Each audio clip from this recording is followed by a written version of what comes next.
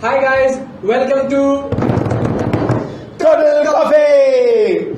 So welcome to our second episode of how to start a coffee roasting business. In the last episode we were talking about specialty coffee versus commercial coffee, and as a specialty coffee business is growing right now, let's talk about how to start a specialty coffee roasting business. So Suhas, what do you think are the things needed to go about it? All right, so that's cool. Specialty coffee is becoming so big all over the world, especially in India. It's growing like crazy. There are a bunch of things that is required to start a specialty coffee company. I will lay it out in some bullet points for you all to understand and then know quickly. All right, open up your notebooks, take out your pencils. I am going to give you the most important lesson of your life ever. Okay. All right, ready? Anish, ready? Yes, master. Okay. So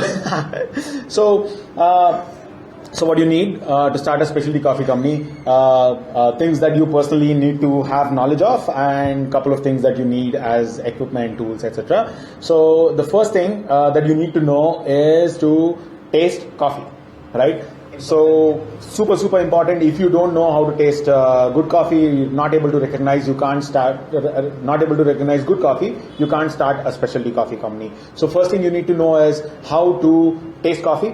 You can learn it in a bunch of training institutes all over the country. Globally there are plenty as well. And the second thing you need to know is where to buy coffee. Alright, so when I say coffee, you need to know where to buy your raw material, which is your green beans or your raw coffee. So you can go to planters directly, you can go to traders, you can go to wholesalers, etc. Or you can go to Total Coffee! Alright guys, so Total Coffee has planters on there where you can do direct trade, which is as good as buying directly from the plantations. You're not going through any intermediaries, but you're going and buying directly from the planters. So Total Coffee is one such avenue, not the only avenue, but the one such avenue where you can go buy your green coffee or your raw material. And then next step would be where would you roast? Where to roast the coffee, right? So two things you can do. You can go to roasters who do white labeling for you or do job work for you. You take your raw material, they will roast the coffee for you as you wish. Or the second thing would be you investing in a roaster yourself. There are plenty of roasters again out there in the market which are very cheap, household roasters, commercial roasters, etc. So you need to know where and how to roast. Right, and different kinds of roasters obviously will produce different kinds of results. So that is something that you need to learn. And second, and the fourth thing that you need to know is you need to figure out your target market, which is super important. So it's like India is like so many countries put together, right? Every state has such a different taste profile and has such a different palate. So what can sell in Delhi cannot sell in Chennai, what can sell in Mumbai cannot sell in Hyderabad. So it's so different. So you need to first figure out what is your target market and try to roast your coffees according to your target market.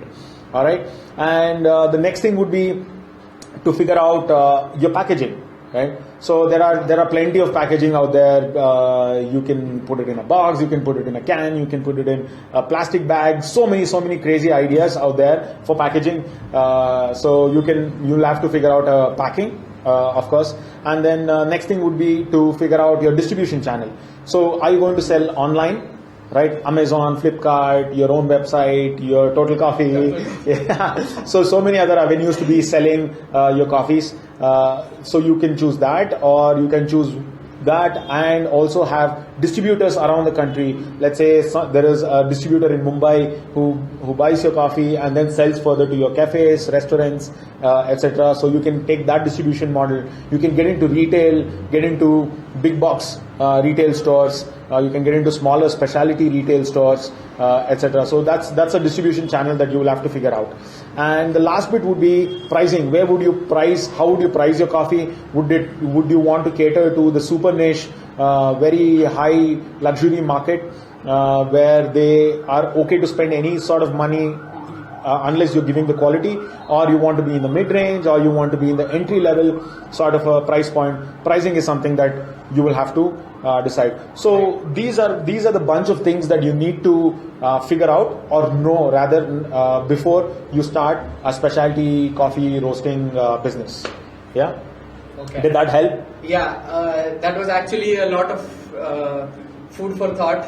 I think there should be more explanation, right? I have a lot of questions. I think we have to shoot a lot of episodes on this. Okay. I'm going to make you talk a lot. I'm game. With enough coffee, I can go on and on, no problem. Yeah. Yeah, so I'm going to talk, make him talk a lot.